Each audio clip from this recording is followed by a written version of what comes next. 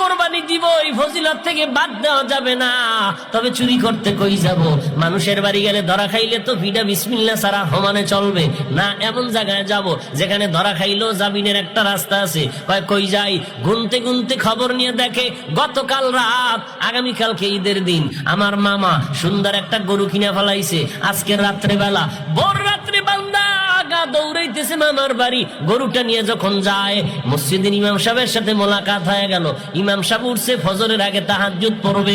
হঠাৎ দেখে ওই এলাকার বান্দা, গরিব মানুষ, গরু নিয়ে যায়। কই যাও? বলে হুজুর দোয়া করেন, দেখা হয়ে গেছে, দোয়া চাওয়ার সময় পাইতাম না, যখন পাইয়ে গেলাম দোয়া করেন। কি বলে? দোয়া করবেন, এই গরু কোরবানি দেবো ইনশা। তুমি না গরিব মানুষ, গরু ফাইলা কই? ফাইলাম কই? ভোর রাত্রে আনছি। বুঝেন না? কই ফাইলাম? কই ফাইলা? কয় হুজুরে গরু আনছি মামার বাড়িতে। মামায় জানিনি? জানলে কি ভোর রাত্রে আইতাম নি? আরে আল্লাহর বান্দা, তুই কি জানো না চুরি করা হারাম? কয় হুজুর এই ফতুয়া তো আমরা বহু আগেই জানি, এই পেস লাগাইবেন তাও জানি। তবে সমাধান মেনে নিলাম, সমাধান করে নিয়েছি।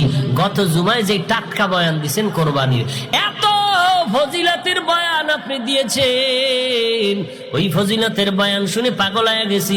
এবার চিন্তা করলাম, এবার চুরির তো একটা গুনাহ হবে, হিসাব মাইনাস প্লাস করে ফেলেছি। চুরির গুনাহ আর কোরবানির ফজিলত হবে সমান। মাঝখানে গরুর গোশত খামু ফাও।